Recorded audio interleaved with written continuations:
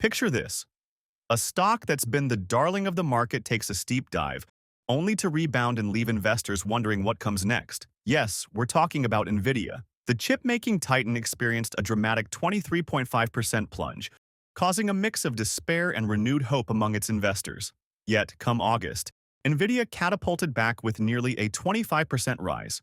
The buzzing question now is, what's next? Why are analysts so optimistic? In this video, we'll delve into why Nvidia might just be on the brink of another surge, with key figures like Alphabet, Amazon, Microsoft, and Meta platforms playing crucial roles. But first, let's break down these fast-moving tides. The stock market, ever the roller coaster, has turned Nvidia into its latest thrilling ride. One moment, you could practically hear investors' hearts sinking as the stock plummeted by 23.5%. Then, in an almost cinematic twist, it rallied in August by nearly 25%. So, what's causing this turbulence? Let's delve in and find out. Hello everyone and welcome back to Investocracy. Jackson Hole last week, Jay Yes. Powell really signaling we're going to get those cuts coming up. We saw just about everything move higher. That was Friday. How do you see today playing out? Yes, well, investors finally heard the words they wanted to hear from the Federal Reserve when Chair Powell said the time has come for policy to adjust. The question then becomes adjust by how much and when. I believe that the March dot plot chart comes back onto the table now, which showed 3 rate cuts of 25 basis points each in 2024. We still have 3 meetings remaining, so I believe we're going to get those 3 25 basis point cuts this year. Going forward, though, I think they become much more gradual, possibly quarterly cuts from that point forward, because they're still concerned with the threat of a potential recession, much more so than they are with inflation staying above 2%. So if we're having inflation concerns, why not do a 50 basis point cut in September? Wouldn't that alleviate some of those concerns and maybe take some pressure off the economy? I believe that it would, but I believe that we also won't do that. They don't want a surprise market. They want to be gradual. They, of course, remember the last time they cut interest rates prior to inflation moving back to their 2% target in the mid-1970s. We saw the return of inflation to double-digit levels. They then had to step back in and raise short-term interest rates to 20%. We think 5.25% is restrictive. Can you imagine 20%? That, of course, brought on a recession. So this is a difficult situation that they find themselves in, which is why I think they're going to take a very gradual pace from All here. right, so you're saying it's going to stay gradual. I also want to see how you see today shaping up. What's your WEX word of the day? Juggernaut is my WEX word for the day, and I can't think of any better company to represent a juggernaut than Nvidia. And Nvidia's earnings this Wednesday have the potential to actually change investor psyche and also the outlook for AI investing overall. Think about what lies ahead for Nvidia right now. I think they're going to report strong earnings, strong revenues, and strong forward-looking guidance. We also know they're spending in the data center space, which they call AI factories. They're going to confirm their rollout schedule, not just for Blackwell Ultra next year, but Rubin and Rubin Ultra in the following 2 years. Nvidia is becoming the hub of the AI ecosystem, very similar to that how Amazon has become the hub of the e-commerce ecosystem. All right, I want to get to your picks. You gave us a number of picks, a lot more in the tech space. You have a lot of confidence that Nvidia earnings are going to be better than expected, and that's going to bleed into the rest of the tech space in a positive way, not in a negative way, of course. I want to get to 2 of your other ticks, kind of the picks and shovels trades. Yes. One of them is a company called Vertiv. Yes. The other one is the utility sector. So we're going to show since Q3. Vertiv, you can see right here, actually down 9%, utilities up 10%, kind of inverse moves for these 2 different areas. Just curious, why Vertiv as opposed to just utilities? Utilities seem to be the safer play. I actually had the fortune of talking to a utility CEO. He says every big tech company is calling every day. We need more power. We need more power. We also know that data centers not only burn a lot of power, but they run very hot. What does Vertiv do? They supply electricity, infrastructure, and the cooling solutions to data centers. So these AI factories need the services of Vertiv to stay cool and also use energy more efficiently. I also like utilities, though. Utilities are a very nice backdoor play into the AI revolution. A company such as Southern Company pays an attractive yield of about 3.3%. Forward P is only around 21. And guess what? They supply electricity and natural gas utilities to individuals, businesses, and data centers. Almost out of time. One thing about Vertiv, forward PE of about 27 times. Do you think some of the decline here is just people getting religion on valuation? Absolutely has to be the case. And we're also seeing some other competitors come into the fray as well, offering cooling and infrastructure solutions. Imagine attending a party where everyone is talking about the colossal impact of AI, how it's poised to reshape everything from mundane tasks to complex operations. Now, consider that NVIDIA is the unsung hero powering this transformation with its highly sought-after GPUs. Wall Street analysts had their eyes set on NVIDIA's Q1 revenue, expecting $24 billion. But NVIDIA didn't just meet expectations. It smashed them with a stunning $26 billion, outperforming the estimates by 8.3%. Talk about a mic drop moment. Analysts now predict that NVIDIA is going to steal the show again when they announce their Q2 results on August 28th. Their Q2 revenue estimate hovers around $28.6 billion, slightly above NVIDIA's own cautious forecast of $28.0 billion. But numbers alone aren't the full story here. NVIDIA's clientele list reads like a who's who of the tech behemoth world. Alphabet, Amazon, Microsoft, and Meta platforms are all in line, waiting for NVIDIA's tech like kids at a candy store. Alphabet CEO Sundar Pichai recently remarked that the risk of underinvesting in AI is far greater than overinvesting. This sentiment isn't isolated. Similar vibes echo from the corners of Amazon, Microsoft, and Meta's boardrooms, positioning NVIDIA as a crucial player in their future strategies. But before we go any further, if you want to keep up with NVIDIA's latest updates and keep up with the stock market's latest news, you can follow our Twitter account. We post multiple times daily about the biggest changes and catalysts in the market, so click the follow button if you don't want to miss the newest market updates. Now, back to today's video. NVIDIA will spike it next week. Michelle Connell joins us from Porsche Capital Management. Michelle, this is obviously the highlight for next week. How much is pressure still on for NVIDIA, or did Powell kind of take some of this off and let the rest of the market carry some weight? I think you just passed the ball on to NVIDIA, Oliver. Thanks for having me. All the pressure is on this one stock, and I've even read some analysts saying that this is the most important earnings report, not of the year, but ever. And so if that isn't pressure, I don't know what is. Seriously. At least the market's kind of brought down a little bit, right? Like in the first couple earnings, it was like that's all we had, really, in the first quarter, second quarter. There's some truth to that, but we still need to keep in mind when you look at NVIDIA and some of the top, like the top 5 technology holdings, they still represent 35% of the market cap of the S&P. That's a big weight, and at the very top is NVIDIA. Very true.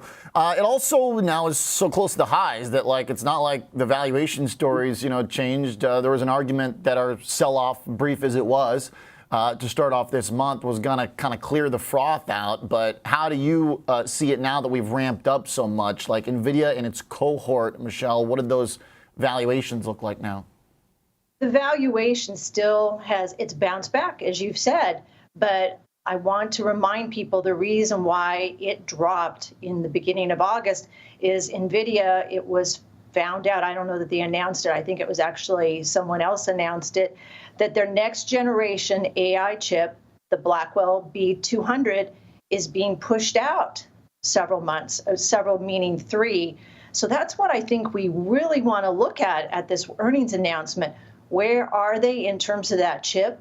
They also have 2 other AI chips that are supposedly being rolled out by the end of the year. And it doesn't just infect NVIDIA. Keep in mind that you have Google, Microsoft, and Meta. They are waiting with bated breath for these chips. Google has ordered about $10 billion of chips that they need at the beginning of the year to build out their AI capabilities. The numbers have been huge, to your point, on what we've seen from what these hyperscalers are spending. I mean, I guess to some extent our answers are in there, right? Like, shouldn't there be a general sort of floor on how bad these numbers can be? Like, I feel like the downside for just the numbers, who knows about the stock, right? Because you got valuations, you got other stuff in the background. But like financially, fundamentally, it seems like the range of outcomes skews very positively. I would agree with you. That's definitely a case in the near term. Something I found interesting when I was doing my updated research last night is when you look at a lot of the sell-side analyst reports, no one has revenue or earnings expectations after 2025. Now, I thought when we value stocks, we take out earnings at least 5 years and we discount them back, right? Are we just going to look at 2025 for NVIDIA? It's a great story, there is no doubt. that the chip that I was referencing, those cost $70,000 each, Oliver. And if you're going to get a stack for your data center, that's $3 million. Yes, they're going to be printing money, but we're looking at a very short window of time. So I'd be cautious. I'm very optimistic about what they're able to do. They're 90% of the AI chip market at this point. They own it. But keep in mind, we're only looking out, 18 months? True. I like that point. But at least we know, at least we got some visibility. It should kind of be the anchor still for the whole group in the Mag 7, right? I think that's the case. And so, is it onwards and upwards from here? Probably for a while. It wouldn't surprise me to see the stock go up to about $145. I also found it interesting that a lot of sell-side analysts are taking up their earnings estimates and their price targets above the earnings announcement. Now that's guts, especially with semiconductors. I don't know if that's guts. You're being brave, but we'll see if they're right. Boy, yeah, they're kind of a week before the night of upgrades and stuff. Great take. Thanks a lot, Michelle. Thank you, Oliver. If there's one thing that unites Silicon Valley right now, it's the urgent race to master AI technology. Alphabet's capital expenditure tells a vivid story, showcasing a jump from $32 billion in 2023 to an anticipated $50 billion this year. Microsoft is in on this too, splurging to upgrade and expand their data centers, which serve as the backbone for their AI ambitions. Such expanding capex figures are like a gold rush for NVIDIA. One investor quipped on social media, "Looks like NVIDIA is the pickaxe supplier in this AI gold rush." NVIDIA isn't just basking in its GPU glory, it's branching into networking too. Enter Spectrum-X, NVIDIA's cutting-edge Ethernet-based networking platform for AI. This innovation isn't just about raw power, it's about flexibility and future-proofing. Spectrum-X is poised to handle data speeds of up to 800 gigabits per second and still maintains compatibility with older Ethernet standards. This adaptability makes it an attractive option for existing data centers looking for upgrades without an expensive overhaul. While competition is stiff, Broadcom, for instance, offers a similar product. NVIDIA's ecosystem is poised to thrive. Their components are designed to work best together, creating a seamless, powerful network that promises another multi-billion-dollar revenue stream within a year or two. Well, Oliver, we were looking at a pretty strong report from the company. The demand for their current generation Hopper architecture is through the roof. The demand for their next generation Blackwell architecture is as well very strong. The order book is very strong going into 2025. So we expect very strong earnings from the company for this quarter. What kind of update do you expect? What kind of clarity on the timing for Blackwell and any potential delays? There were obviously reports over the last month and a half that were suggesting they're getting backed up a little bit, some of it of their own doing, having to kind of update designs. Any idea where that stands? So you're spot on, Oliver. There were reports earlier this month about potential delays in their Blackwell architecture. However, I would highlight that the delays are really on the system side, and systems are really not supposed to be delivered until middle of next year. So we don't think that will have an impact on immediate results. We are going to be looking for information and data points on those delays and whether the supply chain constraints have been cleared out or what the timing would be for them to clear out, because that will be the big driver for numbers going into next year. But for this quarter and the rest of the year, it's all going to be about Hopper and the Blackwell chips, not the systems. How much right now do you expect? What's that breakdown kind of generally for this earnings in terms of what's going to come from Hopper versus Blackwell?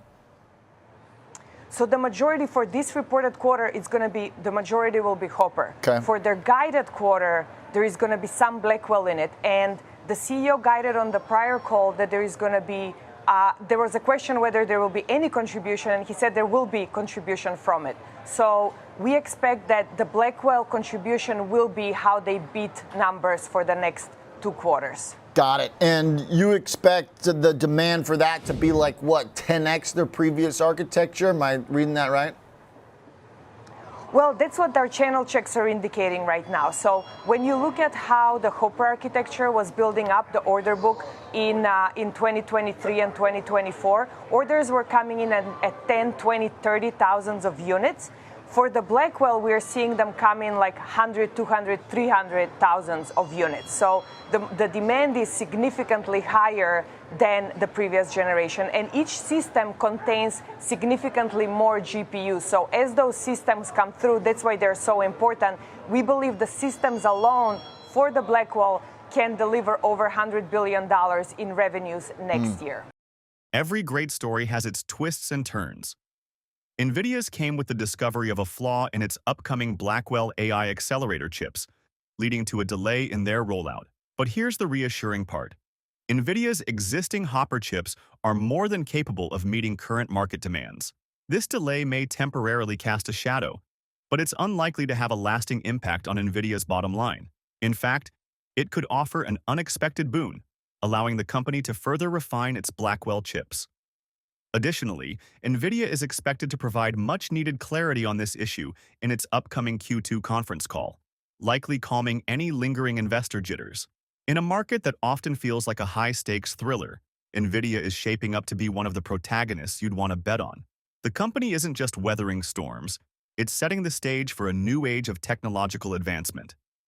Its resilience in bouncing back from a dramatic drop to a significant August rally reflects the underlying strength and potential of its operations. So what does all of this mean for NVIDIA stock investors? The answer is easy. But before going through it, if you made it this far into the video, thank you.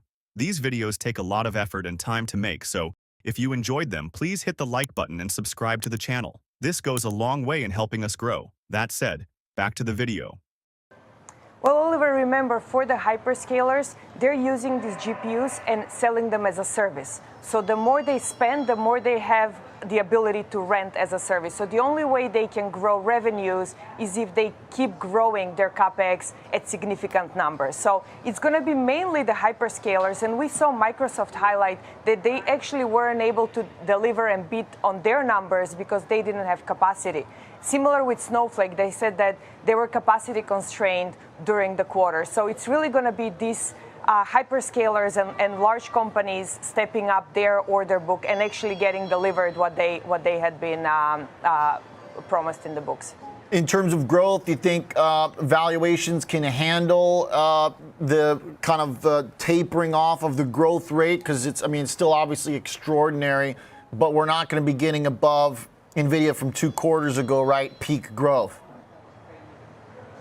Well, Oliver, what's interesting is that if you look at the valuation on earnings or EBITDA, which is what we look at, the company is actually trading right in the middle of the 7 to 10 year valuation range. So we still see the valuation as being pretty attractive here. When the stock hit about 100, that came close to 20 times EV to EBITDA, which we believe is some sort of a floor for the stock. So unless they see earnings downside surprises from there, that is a solid foundation for the stock. And then we don't expect that the upside will come from valuation expansion. We think it's going to come from these earnings beats, which we expect to see. Analysts are optimistic, with NVIDIA expected to not only meet, but exceed its revenue forecast for Q2. The impending increase in CapEx from key clients like Alphabet, Amazon, Microsoft, and Meta Platforms further bolsters this positive outlook. NVIDIA's groundbreaking technology, both in GPUs and the emerging networking sector, puts it at the forefront of the AI revolution. Moreover, the company's strategy to continually innovate, even with minor setbacks like the Blackwell chip delay, positions it well for sustained growth. If you're pondering an investment, NVIDIA presents a compelling case. With the hype around AI showing no signs of abating, and NVIDIA's robust technology and strategic partnerships fueling the fire, this might just be the perfect time to hop on board. What do you think? Could NVIDIA be the next big win for your portfolio? Share your thoughts, and let's continue the conversation. And finally, if you would like to know what companies like NVIDIA have been up to these past few days, go ahead and click on the next video on your screen. See you there.